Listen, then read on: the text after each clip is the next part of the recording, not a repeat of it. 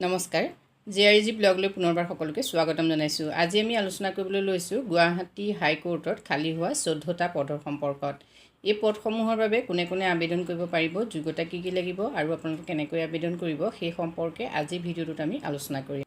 পদসমূহ হ'ল judicial assistant, junior grade translator, computer assistant and telephone operator. এই পদসমূহৰ বাবে যদি আপোনালোকে অনলাইন কৰিব খুজিছে তেতিয়াহ'লে গুৱাহাটী হাইকোৰ্টৰ যিটো অফিচিয়েল ৱেবছাইট বা অফিচিয়েল পৰ্টেল তাত গৈ পেলাই আপোনালোকে অনলাইন কৰিব লাগিব। জুডিচিয়েল এছিষ্টেণ্টৰ পদ আছে 3টা। OBCৰ বাবেই হয় এই 3টা পদ। চেলাৰী হ'ল 14,000 টকাৰ পৰা 60,500 টকা আৰু গ্ৰেড পে' হ'ব 8,700 টকা। এডুকেশ্যনেল কোৱালিফিকেশ্যন হ'ল graduate from a recognise university. Junior grade ট্ৰেন্সলেটৰৰ পদ আছে ইয়াত 4টা।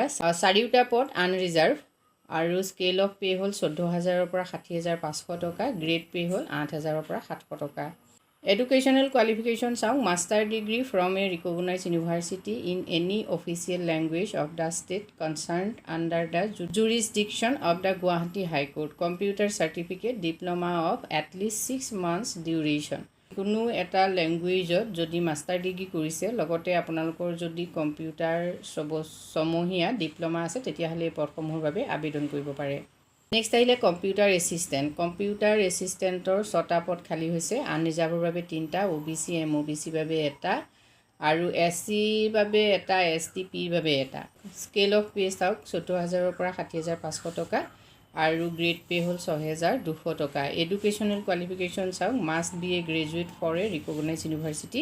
DTP অপাৰেটৰ হিচাপে কাম কৰাৰ যদি যোগ্যতা আছে, বেছিক হাৰ্ডৱেৰ যদি আপোনালোকৰ নলেজ আছে তেতিয়াহ'লে আপোনালোকে এই পদসমূহৰ বাবে আবেদন কৰিব পাৰিব। টেলিফোন অপাৰেটৰৰ 1টা পদ, আনৰিজাৰ্ভৰ বাবে হয় এইটো পদ। স্কেল অফ পে' হ'ল 14,000ৰ পৰা 60,500 টকা, গ্ৰেড পে' 5,600 টকা। এডুকেশ্যনেল কোৱালিফিকেশ্যন চাওক, must be a graduate for a recognise university. যদি আপুনি যিকোনো ষ্ট্ৰীমৰ গ্ৰেজুৱেট হয় লগতে আপোনাৰ কম্পিউটাৰ স্কিল আছে তেতিয়াহ'লে আপুনি এই পদসমূহৰ বাবে আবেদন কৰিব পাৰে। এজ আপোনালোকে চাওক, 40 বছৰৰ তলত হ'লে আপোনালোকে আবেদন কৰিব পাৰিব এই পদসমূহৰ বাবে।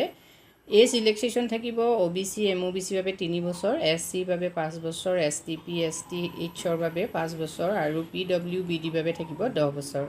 অনলাইন এপ্লিকেশ্যন ষ্টাৰ্ট হ'ব 18/5/2023ৰ পৰা, অৰ্থাৎ 18 মে'ৰ পৰা অনলাইন আৰম্ভ হ'ব আৰু অনলাইন এপ্লিকেশ্যনৰ লাষ্ট ডেট হ'ল 2/6/2023।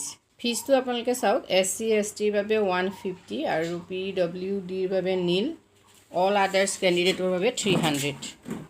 লাষ্ট ডেট যিহেতু 2/6/2023, যদি আপোনালোকে এই পদসমূহৰ বাবে আবেদন কৰাৰ কথা ভাবিছে তেতিয়াহ'লে ডেছক্ৰিপশ্যন বক্সৰ লিংকত গৈ সম্পূৰ্ণ ন'টিফিকেশ্যনখন চাই ল'ব। আজি ভিডিঅ'টোত আমি আপোনালোকৰ বাবে এইখিনি তথ্য আগবঢ়াইছোঁ। যদি উপকৃত হৈছে কমেণ্ট কৰি জনাব। ধন্যবাদ।